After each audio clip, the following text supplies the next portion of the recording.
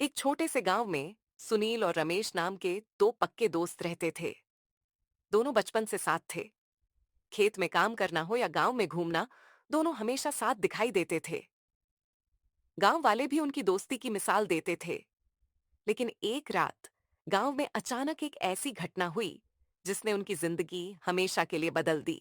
रमेश, चाहे कुछ भी हो जाए, हमारी दोस्ती कभी नहीं टूटेगी। मरते दम तक तेरा साथ नहीं छोड़ूंगा। एक रात रमेश किसी जरूरी काम से गांव के बाहर गया। काफी देर हो गई, लेकिन वह वापस नहीं आया। सुनील उसे ढूंढने निकला। सुनील ने गांव के बाहर सुनसान रास्ते पर रमेश को घायल हालत में देखा। आसपास कोई नहीं था। सुनील मदद के लिए गांव वालों को बुलाने दौड़ा, लेकिन जब लोग वहां पहुंचे तब तक रमेश की मौत हो चुकी थी। पूरे गांव में मातम छा गया। रमेश, तू मुझे छोड़कर नहीं जा सकता। जिसने भी तेरे साथ ये किया है, मैं उसे जरूर ढूंढूंगा।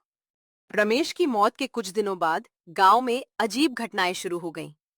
रात में लोगों के घरों के दरवाजे अपने आप खुल जाते, खेतों में किसी के चलने की आवाज आती और कई लोगों को अंधेरे में रमेश जैसी परछाई दिखाई देने लगी।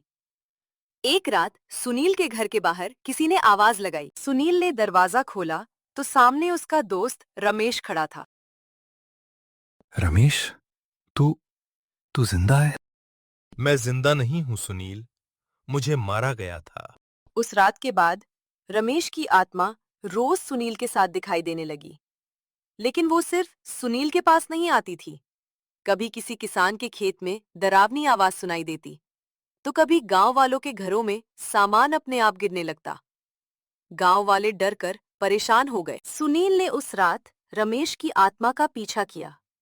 रमेश गांव के बाहर उसी पुराने रास्ते पर पहुंचा जहां उसकी मौत हुई थी।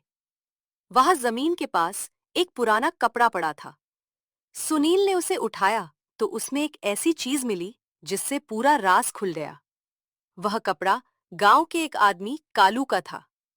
सुनील ने कालू से पूछताछ की तो वह घबरा गया।